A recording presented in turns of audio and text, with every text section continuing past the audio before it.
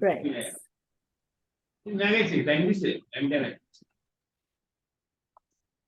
All right, so if everybody can please mute, and if you'd like to keep your camera on, you're most welcome to, but just please mute yourselves, that would be great. And then if you have a question, we'll have a question and answer session, and then you can just raise your virtual hand when the time comes, and we will take some questions as well. So to take you through what we'll be discussing today, we have quite a packed agenda to cover quite a few points. So we start off with our first section on the agenda, which is basically our membership information. If you could change the slide, please, Viola. Thank you. So we'll start with our membership information and some operational information. We'll then go on to training division and training committee, and Viola will discuss some more about that. We'll then go on to discussing some more about the convention 2024, which is in Italy. Once we have gone through that, we will tell you a little bit more about how does our General Assembly work, and this is our formal part of our meeting in Italy at the convention. We'll talk about what a delegate is and how a delegate works, and then we'll go on to summarizing some other activities that we are currently busy with and that are coming up in the next few months. After each section, we will take some questions if anyone has any questions, and then there will be myself in the room, Viola, Head of Training, Marika, Expo member, and Sonia, our administrator. So all of them will also say a few words as we work through our agenda. Great.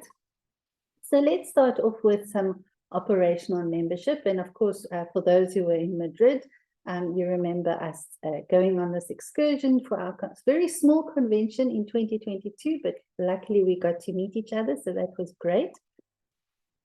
So that was our last convention in 2022. At the moment, our executive board for this year leading up to Italy, we have myself as president, we have Sebastian, who is our co-opted vice president. We also have Viola, head of training, and then we also have James and Marika as expo members, and all of us are supported by Sonia, our administrator. We also then, under Viola as head of training, have the training committee, and she'll tell us more about that, but with her she has Dimitra, Banafshe, and then myself and James, and then with the support of Sonia as well. When we came together as Expo for the last 2 years of our terms, we came up with a couple of broad goals that we were really interested in achieving.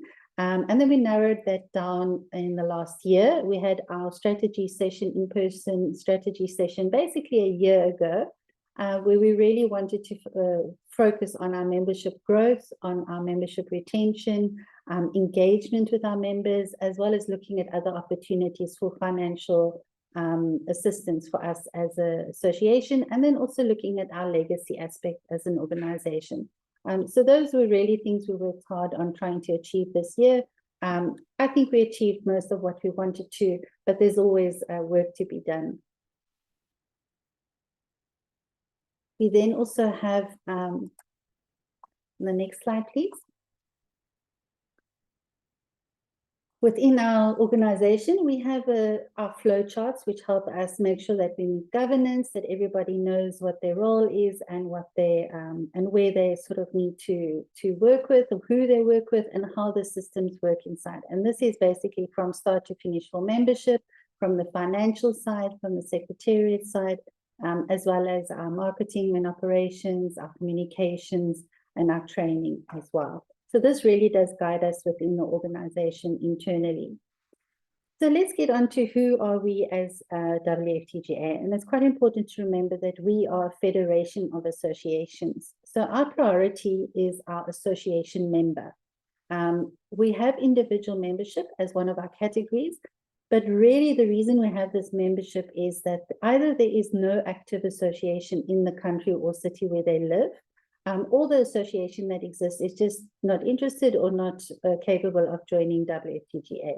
So we really appoint those individual members based on the fact that they are going to assist the formation of an association or get the existing association activated enough to consider joining WFTGA.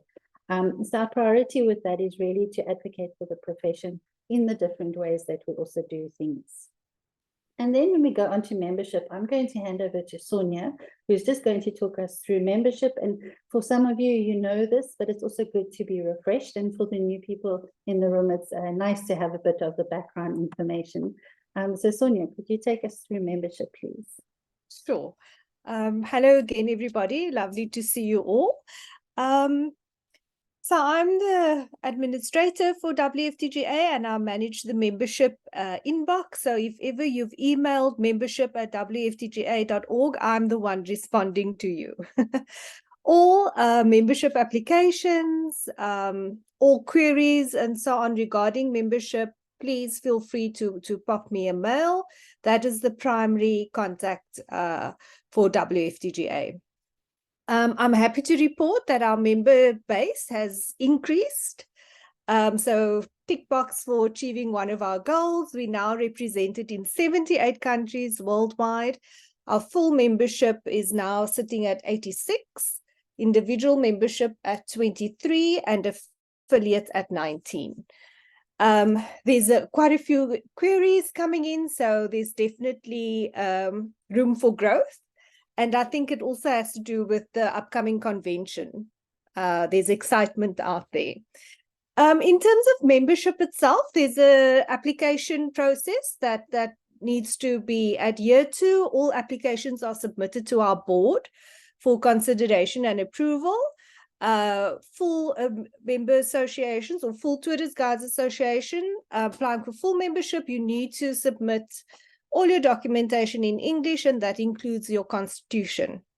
The same applies to individual and affiliate membership, your business registration documents, or your tourist guiding license. All of that needs to be in English for us to identify and to authorize the credentials of your documentation. Once the board has approved a membership application, you will be notified of the approval. You'll be sent an invoice, and on payment of the invoice, only then does your membership become active, live and active. You'll then receive your membership certificate, and I issue these certificates through a platform called DiplomaSafe. I will also then share with you the relevant WFTGA logo, which you are able to use. So it would be full member logo, affiliate member logo, or individual member logo. If any of you have not received your 2023 membership certificate yet, or you are not in possession of the correct logo, which you are entitled to use as a member of WFTGA, please feel free to reach out. Pop me a mail and let's have a look at where it's floating around in cyber. In terms of the next slide, please, Viola. I think it's the payment slide. Financials. So we've currently approaching our financial year end. So all outstanding membership fees, please, it needs to be paid by the 25th of October. Invoicing for the 2024 membership year will take place the first week of November, and all those payments are due by the 1st of January 2024, and this is critical for our upcoming convention, which we will speak to later in the meeting. There are various payment methods that we have available for you to use. You can, once again, just send me an email, and I'm happy to share those payment options with you. Other than that, any other membership queries, like I said, please pop me a mail. You'll also receive a listing on our website if you're a full paid up member in good standing with WFTGA. That's it from our side. Thanks, Sonia. So you also wonder why financial is so important for us. It's because we do so much with so little, and this is very important for us. Our income majorly comes from our membership fees, which is important to us. And then secondary, we have the income of sponsorship donations, training courses, convention, and then our small merchandise and pins that we have. So for us, it's very important that with a little bit of financial from our membership fees, we really do so much, but we cannot do it without our volunteers. Volunteers are really important for us, and everybody is a volunteer except for Sonia, who's our part-time paid administrator. But as volunteers, we actually have a lot going on. But from a financial side, we have our expenses, which covers our operational, our marketing, our meetings, our events, and our PR. And this is important for us because it speaks to our mandate as an organization in the promotion of our profession. The financial side of things, also to ensure that we meet governance, we have an internal flowchart, which is on the next slide, which basically just guides us through how our financials work, who's responsible for what, and how the internal structure works. So this is more for a guidance internally, and for those of us on the volunteers from our financial committee through to our expo, who's responsible for what and how we do that. So these flowcharts really guide us through. In this case, this is the financial workflow chart. So on the next slide, I also would like to just focus on the fact that marketing and promotion is also done by our volunteers. We have everybody from our area representatives, our expo members, our global brand ambassadors, and our area representatives who go out of their way to promote the WFTGA as much as they can. And we also do this through meetings, speaking at conferences, and all the different trade shows that happen as well. And then also going on to volunteers, within the volunteering positions, we have different things with volunteers, and we have our area representatives, for example. So I'm going to hand over to Expo member Marika, who will tell you about exactly what is the area representative, the role they play, and how important they are to us as an organization. So Marika, would you like to take us through the area representatives?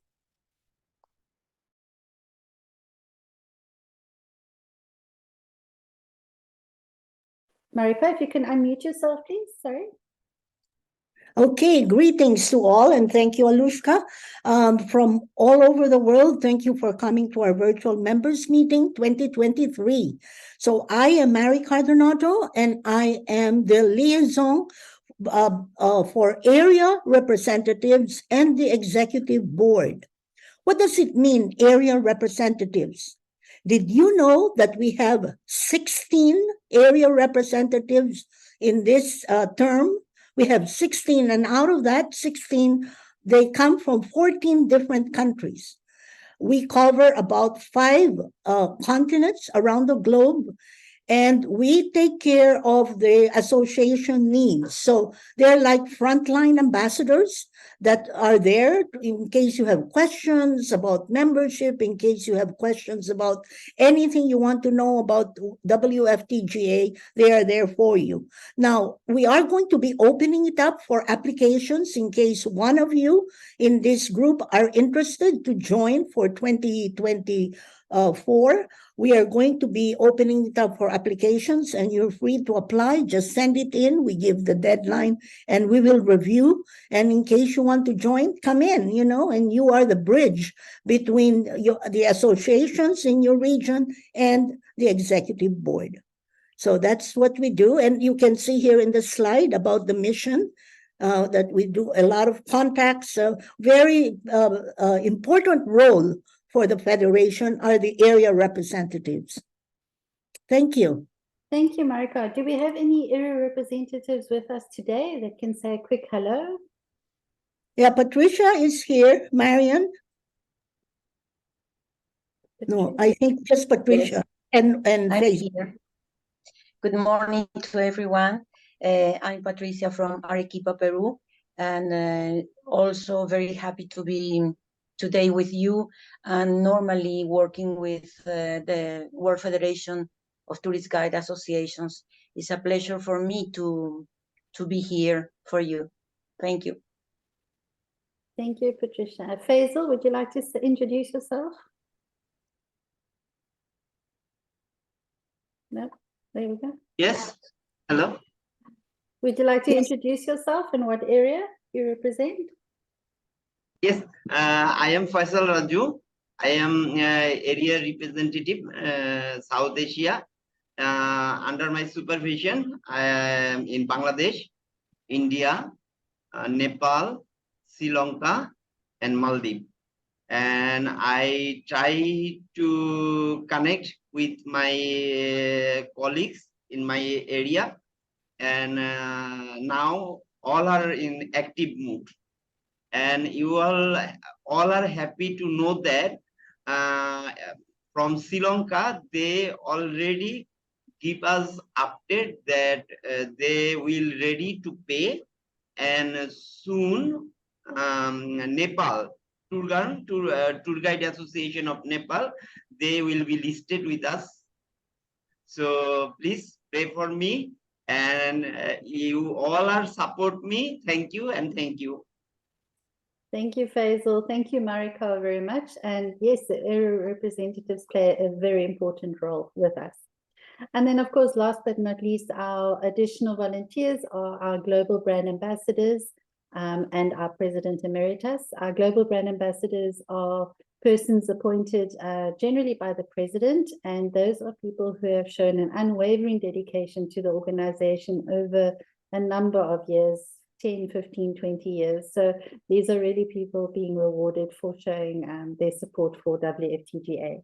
And then we have the President Emeritus, who also indirectly as continuing as volunteers will assist as and when needed. So we're also very proud of them as well. So that comes to the end of our first section. And before I hand over to Viola to address the training side of things, do we have any questions around membership, speaking to membership, or anything we've spoken about so far? Later on, we will have more in-depth the explanation about the General Assembly and that side of things with delegates. But for now, any general questions on membership, you can just raise your virtual hand. And if there are none, then we'll move on to the training. Okay, I don't see any questions. So, Viola, would you like to continue with the training section, please? Sure. Thank you very much, Alushka, and I hope you can hear me. So my name is Viola Lewis. I'm an executive board member like Marika you've seen earlier on, and my portfolio is training. And I'm very fortunate actually in that I have a whole committee to help me, and then of course also a training division. So what is the training division? Who are we? And it's basically all the trainers of WFTGA, all those guides of our members, and maybe even outwith of our members who have successfully completed the Train the Trainer course. We have 3 levels of qualification. You can see the respective logos on the screen here. So for from national trainers who are very active within their local tourist guide association, and for some that is really all they want, really being true to raising the standards locally. Other members of the training division, they want to go on and work internationally, so they do another course and become international trainers. And then with experience, there's also the option or progression for becoming a lead international trainer. And all of those trainers are listed with profiles on our website. So if you want to find out more of them, go to our website, and then in the training part of it, you see the faces and can read a little bit more about them. So there are, however, conditions to be part of the training division. So it's not only your qualification. Of course, that is probably the biggest step. The 2 other conditions, rather, are being a member of WFTGA. And that could be either by being a member of a Tourist Guide Association member or a full member, as Sonia explained, or if that isn't possible, if there's no Tourist Guide Association in the country or region at the moment, then an individual member. But again, please remember, we are a federation of associations. So the ultimate aim is actually for the trainers also to take an active role in developing a Tourist Guide Association locally. So like the area representative and like so many other volunteers, that's really part of the job of a trainer as well. And then the second condition is to pay an annual trainer registration fee. Sonia is also administering this. So I don't think we have got any trainers actually in the room. Let me check. Actually, I couldn't see any. So no two. So Sonia sends out the invoices to our trainers. And by paying your annual trainer registration fee, you then, as a trainer, receive benefits like access to our G Drive with the training material, access to online sessions, maybe on trainer CPD, continuous professional development, also our monthly trainer newsletter. So really mirroring what the membership is doing. You know, if you are active and working as a trainer, you've got through your registration fee additional benefits. And the day-to-day running of the training division is through the training committee, and you can see a screen on the bottom right-hand side, and you already saw the pictures of the training committee earlier on. I'm going to come back to the positions on the training committee later. So this is the training division, as basically all the trainers, and the day-to-day running is through the training committee, and I'm the head of the training division and also the chair of the training committee, and I'm also on the executive board. So what is the function and the role of the training division? And there, you know, easy way to find out, look at our constitution. And there in Article 2, it says, WFDJ shall be a non-profit making professional organization dedicated to the promotion of high standards of training and ethics within the profession. So that's our aim. And therefore we need the training division, we need the trainers.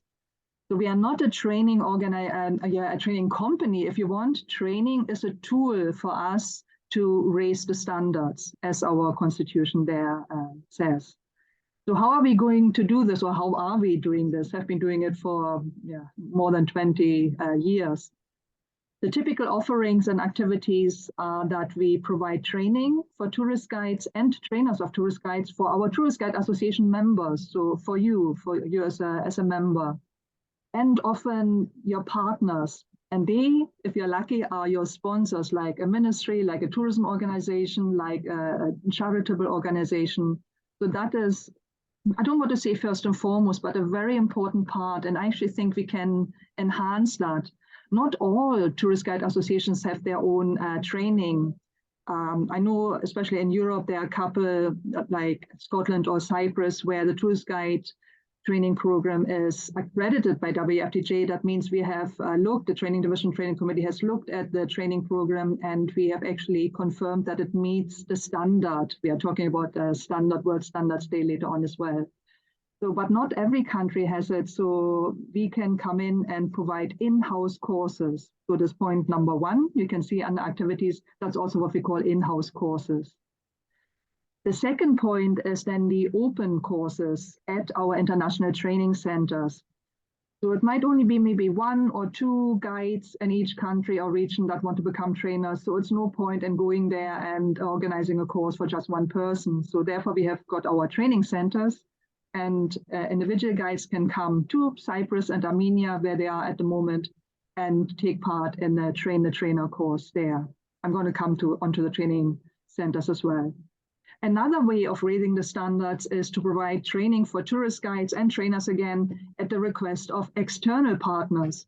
Currently, they are UNWTO Academy, but we've also worked with UNESCO, with several ministries, again, so these external partners. And with the new age of online working, it's a lot of online sessions and activities we also provide, again, with the aim of bringing us together, talking about challenges and learning from each other, and trying to and ultimately reaching the standards we all aspire to, sorry. The recent activities, probably to make it a little bit more tangible, in terms of online activities, we run our VIS, or virtual information sessions. There were 12 of them. They run for about a year. And we have just also issued the CPD certificates, so continuous professional development certificates, with individual emails that also mention the learning hours. So I know a lot of some of our member associations, they have CPD programs, and you have to evidence how much CPD you did. So this, for instance, the virtual information sessions would count towards your CPD efforts. Another thing which we have done for the first time is organizing an in-person CPD course, and that took place in Armenia in February this year. So Armenia, Yerevan, one of our international training centers, and we got an expert in from Interpret Europe, and the topic was heritage interpretation. because that we felt as an area where we could probably look at it from a different perspective. So it was a really fun course actually in Armenia, and you can see photographs of this course on the right-hand side at the bottom of the page. And the other picture relates to the training courses at the International Training Center. And the last one, the latest one we had was almost a year ago now in November. And there we run our 2 trainer courses again. So if we look at it in more detail in terms of training centers, so you know, also see the 2 current training centers listed. And the next course, hopefully, to be offered will be in March 2024. So we're working very hard with our colleagues in Yerevan to make that happen. And also in November 2024, so next year again in Cyprus. Cyprus has been active now for 12, 13 years, so very, very long established training center. Yeah, in terms of other training centers, I mean, we are being approached by a number of our members. I would like to establish a training center. And it is wonderful to get those requests, and we are more than open to have training centers in other parts of the world in particular, rather than the 2 you see on the screen. But it is a long-term process. So our approach actually, if you wanted to open a training center, is, first, develop a really strong tourist guide association, then your trainer team, and then organize with our help what we call an open international course and evaluate how that worked. You know, how you felt organizing it, you get a really good practical feel for it, what is involved, the commitment required. And then if you still would like to run an international training center, establish an international training center, then we can go the next step. So it's a gradual long-term process. But we want to become more, even more inclusive. Not everybody can travel to Cyprus and Armenia. We are really aware of that. So 2 options at the moment: in-house courses if you have enough people locally, online activities as well, or maybe even think of organizing an open international course, and we will help you with that. So coming back to the training centers here, you can see the 2 courses that we run in the training centers. The Train the Trainer course, the qualification will be national trainer, and the international Train the Trainer course with qualification being an international trainer.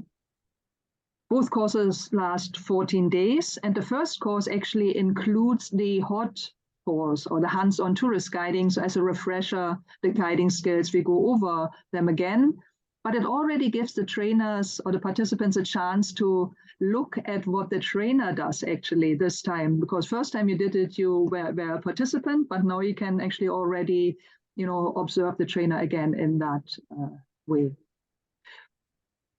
Okay. Training committee is elected or nominated, put together for 2 years, like our executive board. And of course, renewals are up at the convention every year. So the list you can see now shows the members of the training committee. So of course, the president as a member of the training committee elected by the General Assembly. So GA, General Assembly, or sometimes we call it delegates meeting. Then the head of the training division, also elected as an expo member, executive board member by the General Assembly. And then once the expo has convened, has come together, the portfolios are being allocated. Then closer to the training committee actually elects their trainer representative. And therefore there is a meeting of the trainers at the conventions. You can see a typical or sample agenda at the bottom of the page here. So this is an elected member. The experienced trainer, another position on the training committee, this is actually changed at what used to be elected as well, but now it will be appointed by applications through a CV. So we see exactly the skills, we see which skills we need. So appointed. And then there's also for diversity and for really covering all perspectives and aspects, an expo member who's not a trainer. And that, again, is appointed by the expo. And like the organization in general, we also have a specific trainer arbitrator. And when you think back of the slide Olushka showed earlier on, you saw all the current faces for those positions, but they are all up for grabs every convention. I think I already mentioned the training division. So for our training division, as those 3 points you need to fulfill. It's not enough just to have your qualification and then, lie on that for 5 years. Really, we want all our trainers to keep in touch, to keep up to date, to actively work with their tourist guide association locally. I mean, that's really the whole point of having our qualified trainers. Okay, and that's me really. I don't know if there are any questions on training. So you will, during the convention, you will see separate meetings going on just for trainers. That's where the training division does their business, elects the new training committee, talks about policies and procedures and so on. Any questions? Please raise your electronic hands or your real hands this time. I think we can see everybody on the screen today. I Okay. don't see any questions, Viola. Sure. And since I'm probably speaking to non-WFDJA trainers, I know some of you are trainers with other organizations and you would maybe like to become a WFDJA trainer. Let's meet up at the convention as well. There will be opportunities to meet kind of WFDJA trainers in the flesh. Okay. Thank you. Great, thank you, Viola. And yes, as Viola mentioned, training meetings are also part of our week main convention program when we are all meeting in Italy. And with that, we go on to our next section, which is Convention 2024. So let's go on to the first slide, and we all can, well, not all, but some of us remember in February 2022, when there was the announcement that Italy had won, and there you can see the reaction of our members, the Italian guides. Carlos, you will see him in Italy, as well as the PCO Valeria. So that was, as you can believe, almost 2 years ago, and here we are about to meet at our 20th convention. So let's see, when we meet at the convention, let's take you through some of what you can expect to see there, to experience there, and to see what is part of the program. So, as we say, it will be taking place in Siracusa, Italy. On the next slide, we have a nice map, which is basically the island of Siracusa. We will arrive, we suggest that you arrive at the airport of Catania, which is in the east. From Catania, it's approximately a 45-minute drive down to where you can see the T. There's a blue T, and that is where the island of Ortigia is. And then on the top left, you will see the city of Palermo. That is where the post tour ends, and that's where we suggest that you fly home from. And the dates, the arrival date for the pre-tour, we suggest the 18th, that's the arrival date. There's no activities on that day, but that night is included, and your activities for the pre-tour will start on the morning of the 19th. The main convention is the 21st. We'll start in the evening with a welcome function. So if you arrive during the day on the 21st, if you're not a delegate, that will be perfect if you do not want to participate in the pre-tour. And then on the Friday after lunch, those who continue on to the post-convention tour will leave Ortigia and make their way along the coast, and then a few days later arriving in Palermo. So as we say, Ortigia is a little island, which will have the main convention, but then for the pre and post tour, on the website, you can see all of that information of what is included in the pre-tour and in the post-tour. So for the pre-tour and the post-tour, the accommodation is actually included, as well as a few of the meals and the activities. So for the package price of the pre and post-tour, everything is included. It's only for the main convention where the accommodation is something you need to book in addition, whichever suits your budget or your star range that you'd like to use, your 4-star, 5-star, 3-star. That is at your own discretion, but you still need to register for the main convention. So the pre and post tours, you can see all that information on the convention website. On the next slide, we have Sebastian doing a little video for you from the airport in Catania.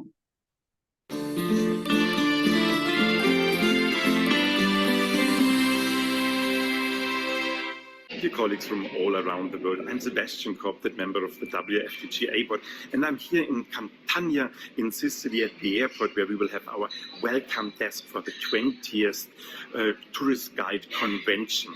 And a Tourist Guide Convention, this is our professional meeting where we have lectures, workshops, best practice experiences, where we talk about the vision for our professions, about problem, and where we help each other. So don't miss this chance, the main convention, our professional part, and then the pre and post tour where we have all the excursions visiting this amazing place of Sicily. And a tourist guide meeting is really something unique and special because we're in the same mood, we have the same interest, and it's always party from the first beginning to the end with a lot of dancing experiences, but also a lot of professional networking. So see you in 1 year.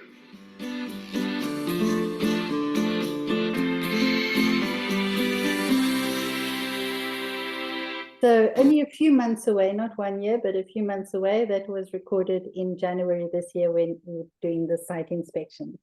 And as he says, a lot of singing and dancing. And on the next video, we have an example from Carlo, who is the president of the Italian Guides Association, or the Sicilian Guides Association, one of our hosts. And he is singing in the archaeological park, which is one of the activities that you'll be doing during the main convention program.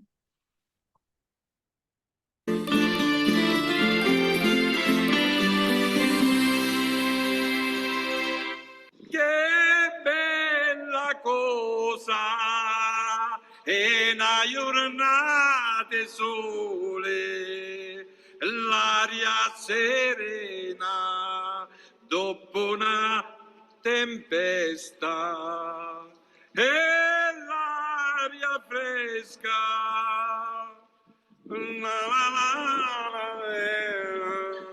Che bella cosa è una giornata sole. Bravo!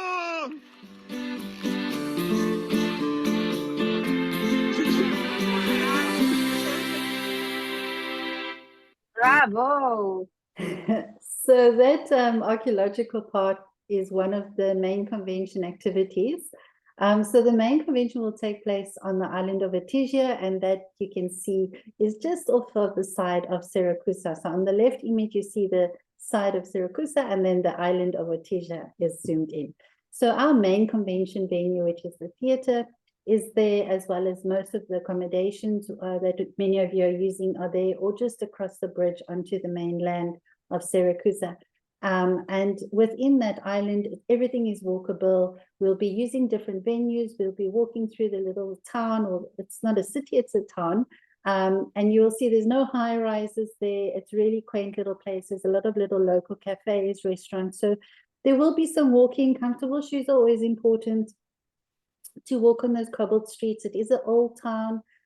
So please come prepared for that, with an umbrella possibly, because it is a little bit on the winter side of things. And just be prepared for the elements when you are walking between all the different venues, because we have the main convention venue where the plenaries will take place. We have the field workshop venues.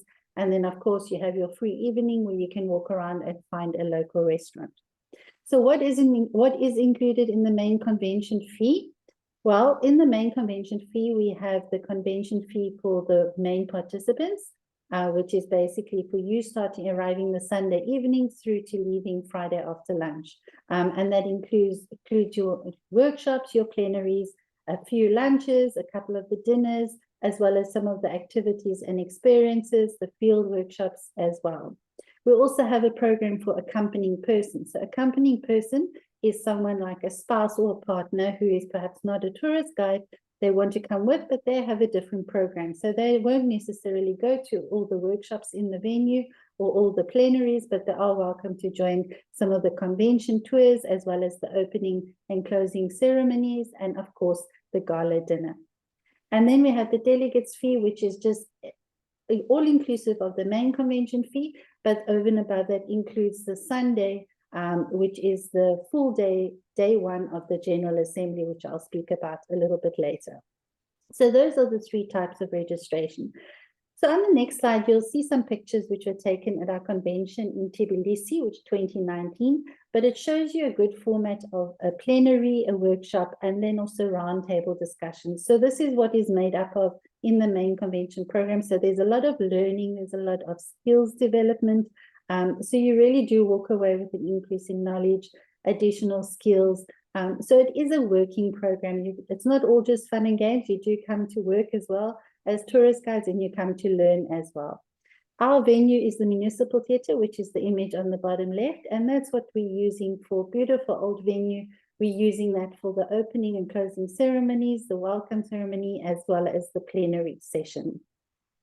So I mentioned field workshops. So field workshops are the workshops that you're going to leave the Municipal Theatre and do a little bit of walking, on average 10 to 20 minutes, depends on the pace and the size of the group. And the Pupi Theatre is actually one of the places you will visit. So puppetry is very well known in Sicily. So the next video is just a little invitation from someone for you to enjoy the field workshop.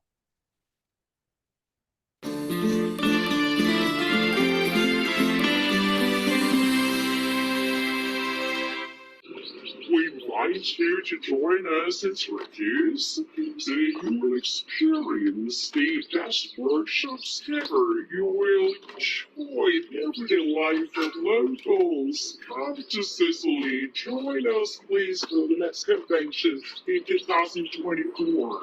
Come.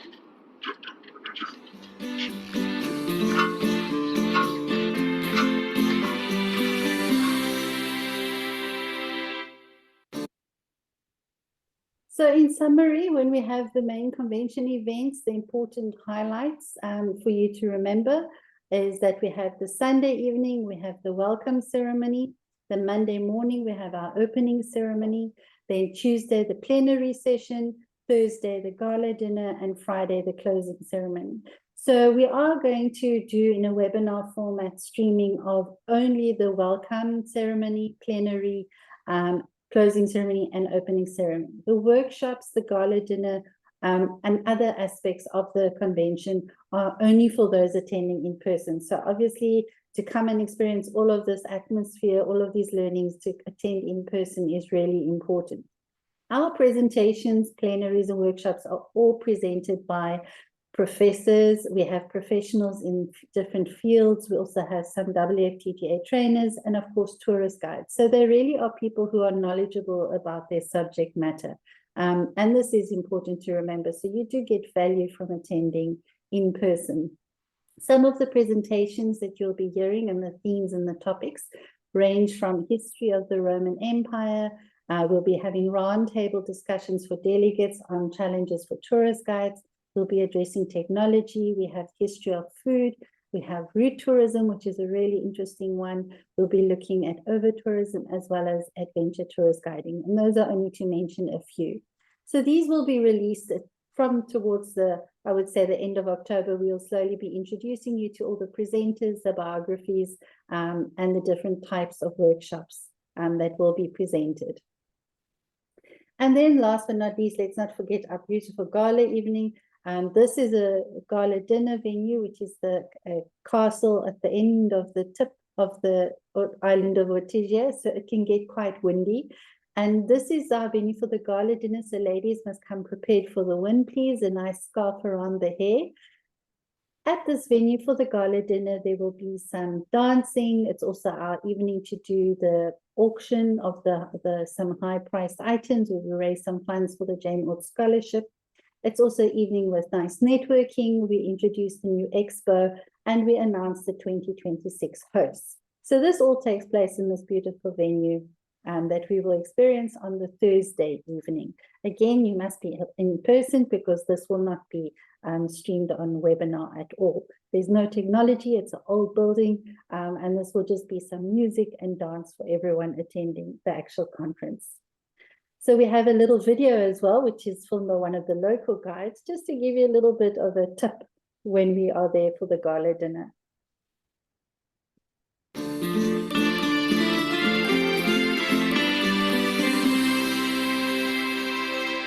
Folks, be prepared. The gala dinner will take place in a special place, a fort dating back to the first half of the 13th century. Such an authentic place. You will experience the best dinner. Don't miss the dinner with us.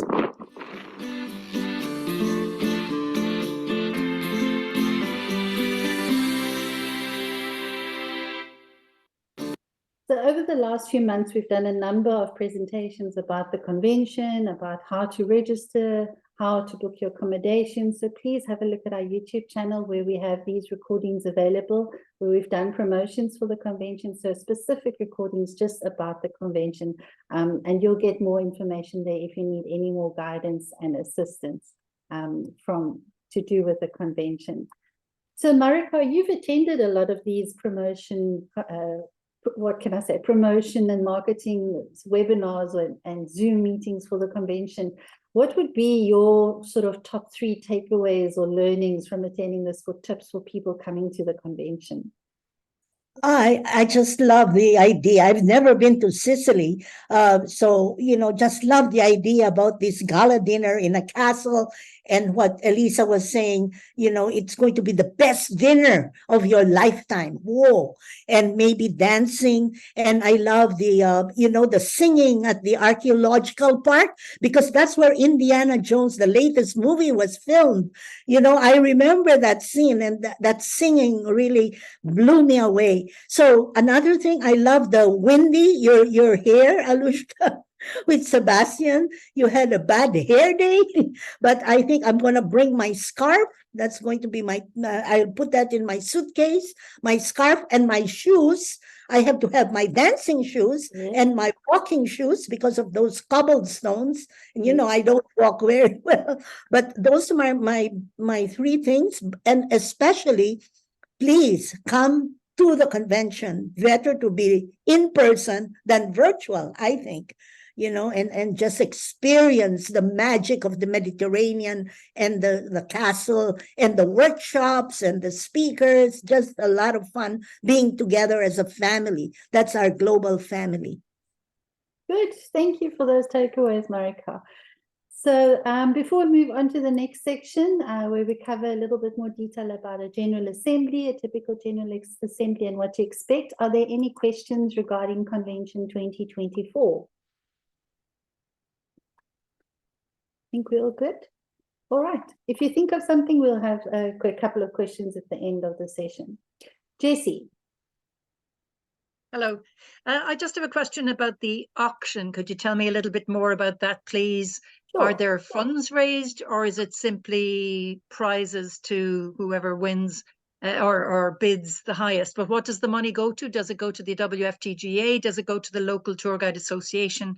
A little bit more information, please. Sure. So the auction, so what we've done over the years, we've learned from, let's say, the pros and cons of running the auction gala evening. So we know that members want to raise funds for the Jane Aud Scholarship. This is where the auction money goes to. But we also know people don't want to sit through 12, 15, 20 items of auction. People also want to eat and dance and network because there's only so much time in the evening. So we sort of take as gifts from the members and from the participants attending, we take the sort of highest price valued items that we can achieve the most at the auction. So the top sort of 5, 6 kind of items. We have an appointed auctioneer who's usually a tourist guide. They then auction these items off, and then it goes to the highest bidder, and that money goes towards the Jane Aud Scholarship. And then the person can either take their prize with them or their gift, their auction item, or collect it the next morning. Then we also have members who bring in everything from coffee table books, pillowcases, beautifully hand-embroidered pillowcases, really gifts from their countries that showcase their countries. And it's not so much about the value of the item, but it is about sharing the item with participants. And those we put down to a raffle draw. In the past, we did silent auctions, but the management and administration behind a silent auction is absolute chaos, and we've never had a success story. So the last couple of years, we've really done the raffle side of things. So we do a raffle, and that is then also the Friday morning.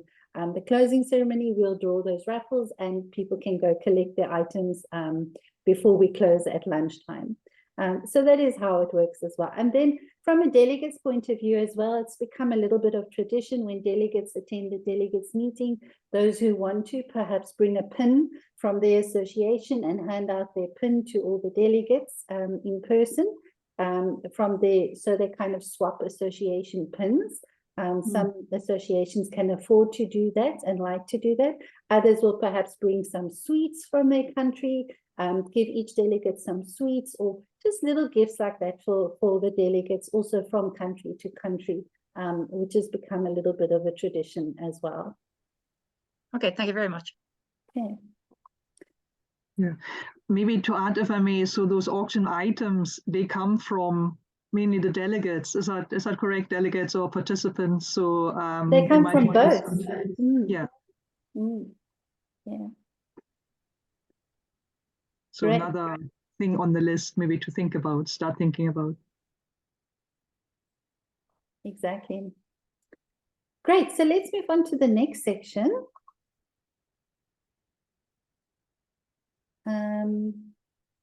Great. Thanks, Viola. So this really is going into the delegates meeting now as well, which covers a bit more about the delegates, because I know for some of you in this meeting as well, that's the first time you'll come as delegates. So firstly, a delegate is not a self-appointed person. This is a person who is appointed by the association and represents the whole membership. So not only their own personal views, but their own their membership that they, as an association, represent. When we come to the General Assembly, these delegates have the power of decision-making, because at a General Assembly, we not only vote for the next host, the 2026 host, but we also vote for various association business aspects. So on the next slide, you will see there's a number of roles within the WFTGA, and these are also where the delegates play a role. So delegates can step forward to act as parliamentarians, Financial Inspection Committee, Arbitration Committee. However, for positions on the Expo, the Executive Board, those are positions that are voted by the delegates. So prior to a General Assembly, delegates will receive a delegates pack, sometimes 2 or 3 packs containing different information. And in one of those packs, you will see CVs and application forms of those people who have put their name forward to come onto the Executive Board. So the delegates will vote for the persons they feel they would like as president, as a financial side of things, the treasurer, and then for the rest of the Executive Board. So that is within the delegates' power, which is quite important. Next slide, please. So when you select your delegate, you need to take into consideration the role of this person. And it's always important that you, as a member of the association, speak to your delegate. Tell them, what do you want? Oh, we would like to see this country host because they offer the most valuable program for tourist guides. Or please, could you vote for this person as president or this person as Expo member because we feel they would add value to the WFTGA. So really the delegate's role is an important one, but you as the member also have that power to discuss with your delegate and discuss with your association members what you would like. A typical agenda at a General Assembly, obviously we cover association business. For Italy, we have a little bit to do around the constitution. Us as the current Expo will make some proposals to the delegates to vote on possible changes to the constitution. This will also be shared prior to the time in a delegates pack. This is important because our constitution is a little bit archaic and doesn't meet our needs in today's times and moving forward. And then it's also important to remember that although we will be doing virtual attendance for the General Assembly, you still do need to register. And the registrations for virtual attendance for the General Assembly will open in November. And that is on the same website that you're registering to come in person.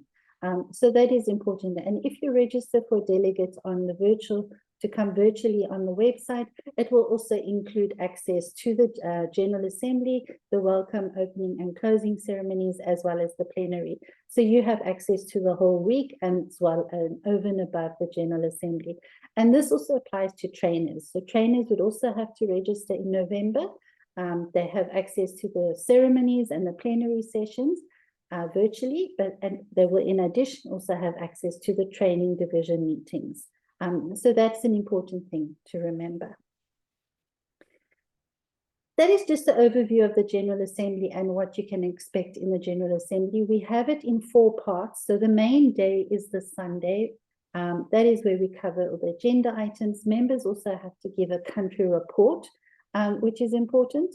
The country report is in writing and submitted prior to the time so all members can read that.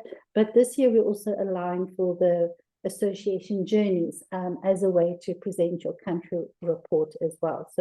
So delegates can listen to the association journeys and then receive the content of the country report. The second, the Sunday has the part 1 and part 2 of the General Assembly.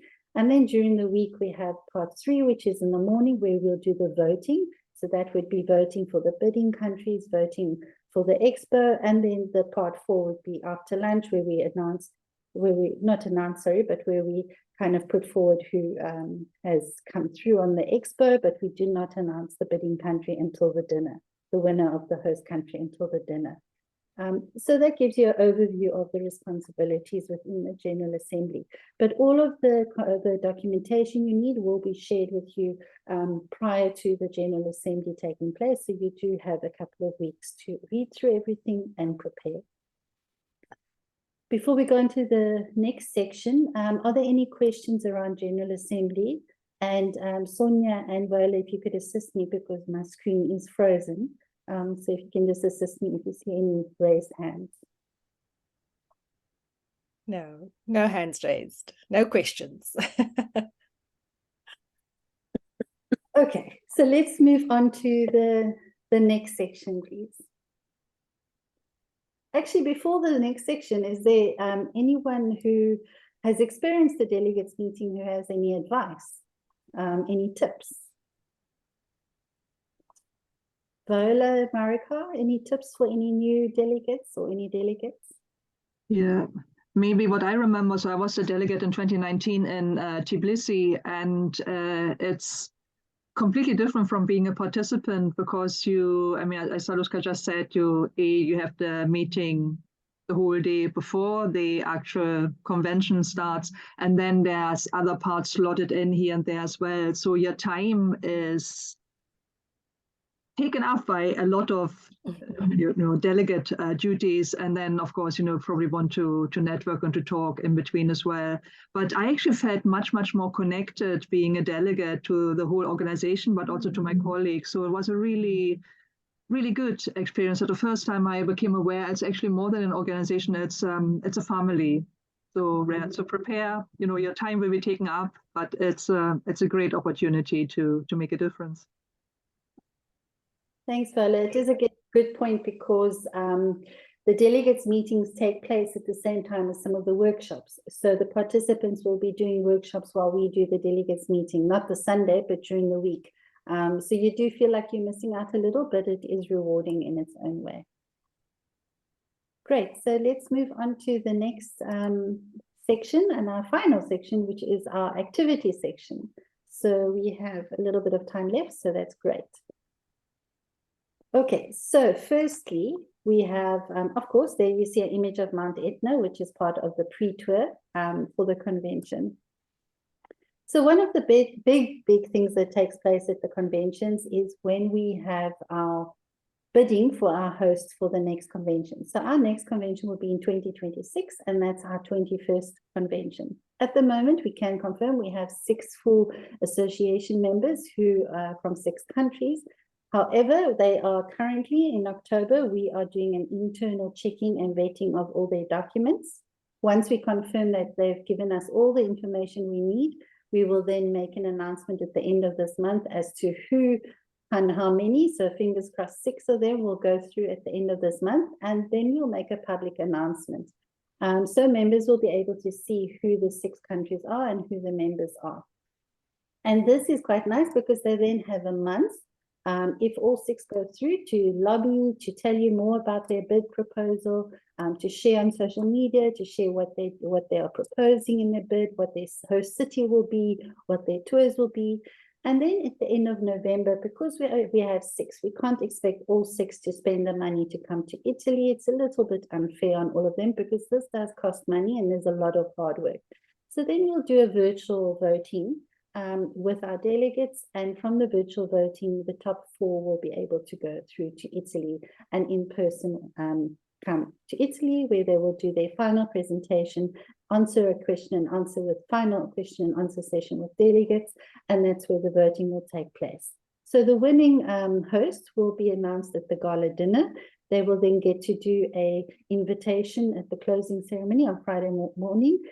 Thank you and invite all the participants to their city. And then, of course, also all the bidding countries will have opportunity to do virtual presentations as well, to share with all our members virtually. So you as a member, again, have within your power to watch, to select who you feel would be appropriate, and to share your voice with your delegates and your association members. Great. So once we have finished with our bidding countries, we then have the association journeys taking place in December. We already have our dates, the 5th to 8th of December. The times will be shared with you in the newsletter in November. We have 4 days because we would like to accommodate as many as our members as possible, because we are linking this with the country reports for the General Assembly. So it really is important that our members utilize this opportunity to do the presentations. And this is an opportunity to present to all the tourist guides, basically their success stories and their challenges for the last year, possibly 2 years, if they would like to do that. We'll also have an opportunity for the top 4 bidding countries to also do presentations at the journeys. The area representatives will also do a presentation at the journeys. And we'll send out the registration information to go out to all our members, and this will be conducted in a webinar format to share those journeys. We have done them in the past, and all those recordings are on our YouTube channel if you would like to go see what has been done and who participated. But we really do urge you to start preparing for this. It's a great opportunity. It's great to learn from other associations and to see how they have addressed issues, challenges, and also their success stories. Great. And then we have our International Tourist Guide Day. So Marika, would you like to jump in here and take us through our theme for International Tourist Guide Day this year and how it comes about and what we expect from our members? Yes, thank you, Alushka. So we, every year on February 21st, we have a day dedicated to international tourist guides around the globe. And this is a special day because this was also the year that the Federation was founded. I mean, the date that the Federation was founded in Israel. And it all began, the story begins on this February 21. So it's really a milestone moment in our history. Okay, so that day we celebrate every year. Now, we have come up with this theme because we try to reflect the theme that UNWTO has, which is tourism and green investments. That's their theme. So we as a board decided to make it similar and mirror that message by saying, and if you look at the bottom of the screen, tourist guides, our guardians in promoting and encouraging green tourism. So it's very broad, and each association can interpret that theme as they want, keeping to the message of the theme, which is really green tourism. And that is the purpose of Tourist Guides Day. So every year we have many associations who contribute and celebrate our day together, and it's really fun. You know, it's lots of things for the community, for our people who don't know about the profession of a tourist guide. It is the time to come and tell them, hey, there is this day, there is this profession. We want to tell the world about it. So I encourage you to, start thinking about February 21 and hopefully, share with us the joys and the happiness that we celebrate coming together And of course, the theme of green tourism, which is really the big message out there. And here's the logo. I think we can share this logo with the associations. You all perhaps received it already. Yep, we have circulated this in the last newsletter where we announced the theme. There was a link, and if you open the link, you can download all the logos that you may use as an association. Yeah, so that's it. We hope to, get a lot of responses and lots of activities for that day. It's coming up soon. Great, thank you, Marika. Yes, and some of our members who are a little bit busy on the 21st of February, because they have season, they tend to celebrate a month or two later, which is not a problem. And we do ask that you share with us what you are doing and how you are celebrating, so we can all see how the members enjoy the day and interpret the day. And then this is just a screenshot of what we did in 2023 to celebrate International Tourist Guide Day. We did a virtual conference where we had some great speakers, great presenters, and we did live streaming with Luxembourg. We took us for a little city walk. Again, this recording is on our YouTube channel, but that's a really nice memory we have of how we celebrated in 2023, earlier this year. So nice memories there. Great. And then we move on to some important dates. So just highlighting important dates, we have World Standards Day, we have our bidding country announcements, association journeys, a reminder on the membership payment deadline, and then of course International Tourist Guide Day. So this is just the next couple of months, some important dates. And you might be wondering, why is World Standards Day so important? Because this is another opportunity for us to really showcase our profession as professionals. Viola, would you like to elaborate on the World Standards Day, please? Yeah, sure. Thank you, Alushka. So, the World Standards Day, there's so many days dedicated to certain issues. So 14th of October is the day after tomorrow, actually, is this year's World Standards Day. And again, being true to our constitution and our aim and objectives, we want to raise the profile of the tourist guide profession. We want to highlight that we are actually, we are the professionals, as one of our mottos and slogan was from Bali, I think 2009.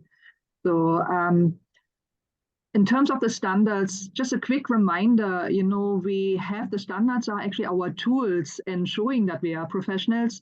First of all, the first standard we have, the one leg to stand on, is the definition of a tourist guide. And you can probably all sing along now. We know that a tourist guide is a person who guides visitors in the language of their choice and interprets the cultural and natural heritage of their area, and they have an area-specific qualification. So when somebody asks, what is a tourist guide? Yeah, it's not a book, it is a person, and then we go. And in the heart of all of that is the interpretation, and that's also why we had the CPD on heritage interpretation recently. But back to standards, so really, they help us to formulate, they give us a language also to speak to fellow professionals in the tourism sector. So the definition is the first one. And the second one is, again, if somebody asks, right, so there are so many tourist guides, and in your country, maybe a tourist guide profession is not regulated. So why are you a professional and not the other person? And the standard that helps us there is saying we have been trained according to the acknowledged standard, which is EN 15565, so a European standard, which we as World Federation of Tourist Guides Association have adopted, taken as our own standard. And this basically tells or gives the content, the duration, and the way of delivery for a professional tourist guide training program. And as I said, one of the services we actually provide is to accredit your own associations or your own country's tourist guide training program to see if it fits that standard. And that gives us another big leg to stand on to say we are the professionals. So standards, help us in so many ways. They give us a language, they give us a benchmark to achieve as well. They're not achieved overnight. It's a long process, but WFTJ is and other organizations are there to help everybody to make the steps towards achieving those standards. And they help us to communicate within the profession. So we mark the Standards Day in different ways. This year, we have actually two things going on. yesterday, those who were here yesterday, I got to mention one yesterday as a social media. So social media has something running called Trainer Talk at the moment, but standards are more than training. But this specific one will ask on Saturday, why are standards important? So feel free, everybody, really, to engage in that conversation of the standards. So that's specifically timed to happen on Saturday, 14th of October. And for our WFTJ trainers, we also run on Saturday a CPD, Continuous Professional Development session, on one of the topics we have identified we could improve on, and that's feedback writing. So we are quite good in giving verbal feedback, but feedback writing was one of the aspects that we feel we can improve. So again, that has been timed to happen on that day. Yeah, I don't know if I covered most things, Alushka. Is that okay? I'm not sure if there's any questions. Sorry, Marika, go ahead. No, I just wanted to, maybe we could put the link to where to register for Saturday in the chat. Viola, if you have it handy. Marika, it's for trainers only. Okay. So I don't see any trainers in the session. And trainers, if you're watching the recording before Saturday, please go to the Training Matters Bulletin and you find the link in there. And I think there's a question in chat if you have the time. Let me first read it. Would you like to become a certified trainer for interpretation? I'm working on an international list to get scholarships as a group. We need more trainers. Yeah, so that's actually a very good point. We, as WFTJ, have spoken to a number of interpretation professionals. So we are cooperating on certain levels already, and that communication is going on. So thank you, Gabriela. Let's talk after the session. Great. And then the last slide in this section is, or second last slide in this section, is basically just a reminder of staying in contact with us. We always ask you to share your content, what your members are doing, what your association is doing. This is really important because we don't hear from you. We don't know what you're doing, what you're up to. So please share this with our news email address. This is always important for us. And we will also share it in the newsletter because this is quite nice for members to see what you are doing and that you are active as an association. So our email address is news@wftga.org. If you click again, Viola, it will come up. And that is where you can send all your news to us in WFTGA. Then just the final slide, and then we'll take some last questions before we close. We are currently internally quite busy as Expo members and volunteers, and this is what we're busy with. So we are busy updating our policy and procedure document. We're looking at our constitution and seeing how we can propose amendments to the delegates. We are continuously looking at speaking at different events, attending different meetings where we can also promote our profession, promote our organization. This is always continuous. In the coming weeks, myself and Viola will be doing that as well. We're preparing for our 2024 convention with the hosts and with the local tourist guides. So there's a lot going on behind the scenes with that as well, getting that program finalized. We have our financial year end coming up at the end of this month, which is important from an administration point of view because we're prepared to take our documents to the auditors. And then we start with our membership renewals in November. We're also preparing for handovers. The mentorship aspect is very important. I said in yesterday's meeting that I am prepared to do one-on-one with any individuals who would like to be prepared for what it entails to be on Expo, any positions on Expo, or even just to know more about the organization. So I've already been approached by one association member who would like me to do this presentation to their members. So that's also a possibility as well. And then, of course, we're preparing for the Jane Ord Scholarship announcement. Those applications close in 3 days on the 15th, along with the workshop application deadline. And then we're continuing with our membership engagement, with one of them being the Ukraine Working Group, which James is currently heading up, where we have our members that volunteered and they are working on to see how we can assist our tourist guides. And then the social media and newsletters, we always ask you to please engage with us because we need that content as well. We can't always make up content. So that's important for us. And then don't forget, we are partners with a lot of people, but one of the membership that we are a member of is the UNWTO. So you will see in the next week, in the past week and coming up, there's quite a lot of news going out about the UNWTO. So we are affiliate members of the UNWTO, and currently we have a seat on the affiliate board. So I'm an affiliate board member, and next week in Uzbekistan, we'll be addressing quite a lot of interesting issues at the affiliate meeting and then at the General Assembly for the UNWTO, which is quite a nice opportunity to meet a lot of the ministers of tourism from a lot of countries as well. So that's it, ladies and gents. We'd like to thank you for your time. If there's any last questions or comments, now is the time to speak up. And if there aren't any, we have a lovely video just to show at the end. It's a little bit of a comedy in a way, because it's a bit of a flop video, but we thought we would show it to all of you. And then we will switch off the meeting and stop the recording. So last opportunity for any questions, if anyone has any questions or any comments. Sonia, if you can just assist me if you see the hands, because I can't. No hands. We've clearly provided enough information, enough food for thought. But our inbox is always available. If anything pops to mind later, please feel free to mail membership at, or training at, or president at. Great, thanks, Sonia. So Viola, thank you for your assistance on the slides today. You can show the last slide where they can see all the thank yous, and then we will exit with the last video. So thank you everybody for taking the time to attend, and we hope to see you in Italy.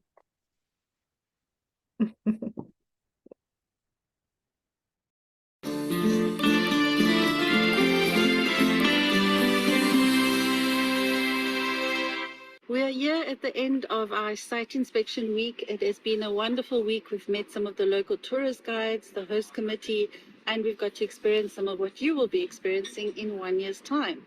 So where are we, Sebastian? We're in the center of Syracuse, and our teacher, have a look into the social media videos we have done with the local guides. Alicia's explaining us the Duomo, where we are in front of, or the town hall. So, and I think that's what this makes this convention so special, that we have not one hotel, not one venue where we are always in the same time. We are spread over the city and different hotels. We have an amazing Baroque theater where we are coming together. So it will be a very, very new way of a convention. We'll be walking everywhere. We'll be experiencing exactly like the locals experience on their daily life, and we'll be enjoying the sweets, the food, and of course the coffee. Till next year, we look forward to seeing you. Cheers. Cheers. I can't drink any more espresso. You've got to cut that part out. Yeah, I kicked you because you were going on again too long. No, that has to be inside. It's a bit shorter. Okay. No, but I think that's fine. Because the longer you talk, the more I just sit here going.